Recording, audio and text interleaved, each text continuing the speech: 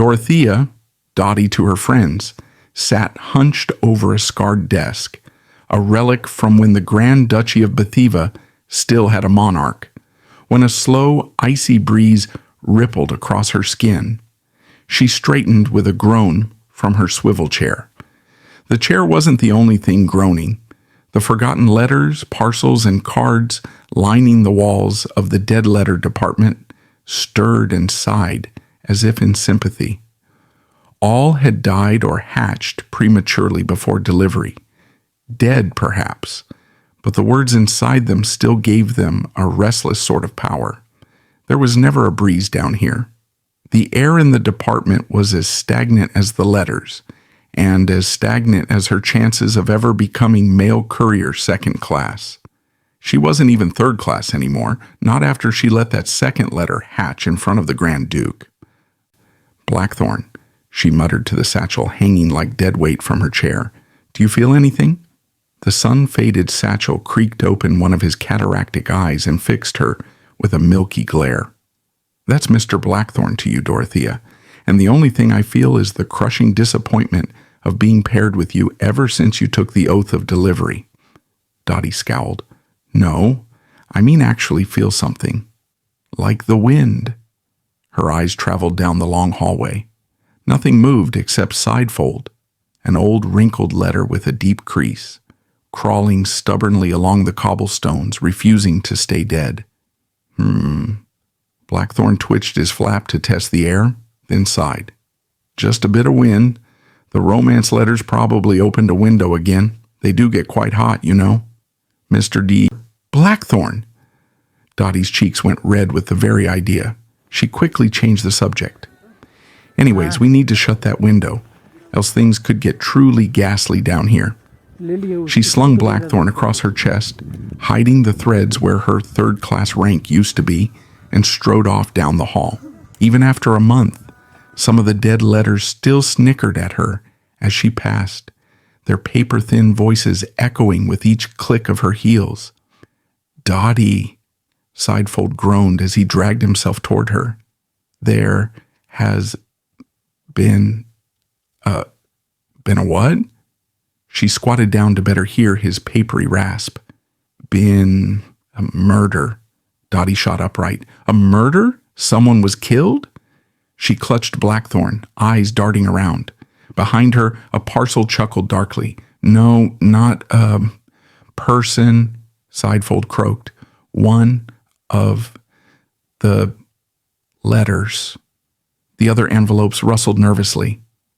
"Best come with me, Sidefold." She bent to scoop him up. "You're not putting that in me," Blackthorn snapped. "I've carried declarations of war and peace treaties, royal betrothals, I know." Dottie cut him off, shoving Sidefold inside. "You remind me every day." Sidefold wriggled to the satchel's edge, flapping like lips. "Sorting room A23, East Wing." Dottie smirked. "Then let's sort this out." Her companion stared.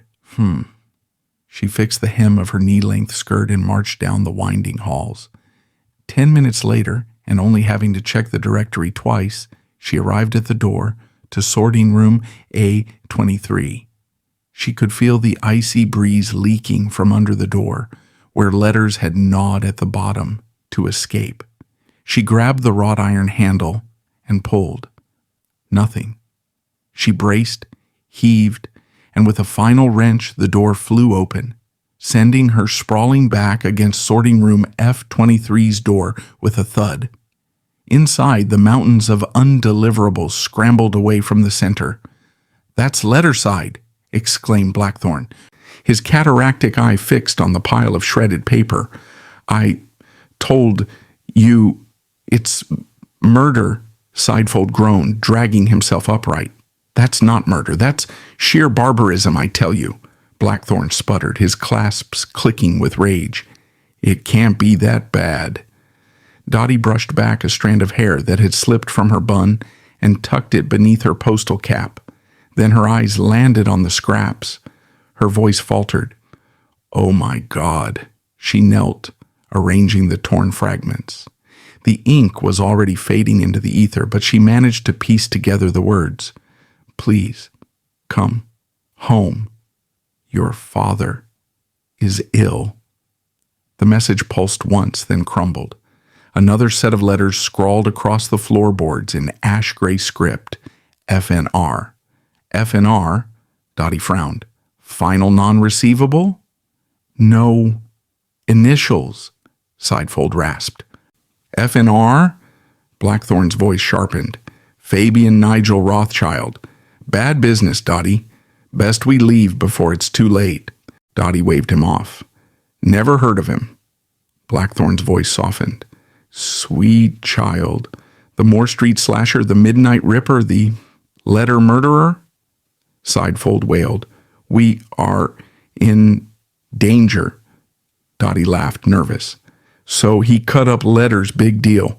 If we find one of his, we'll toss it in the incinerator.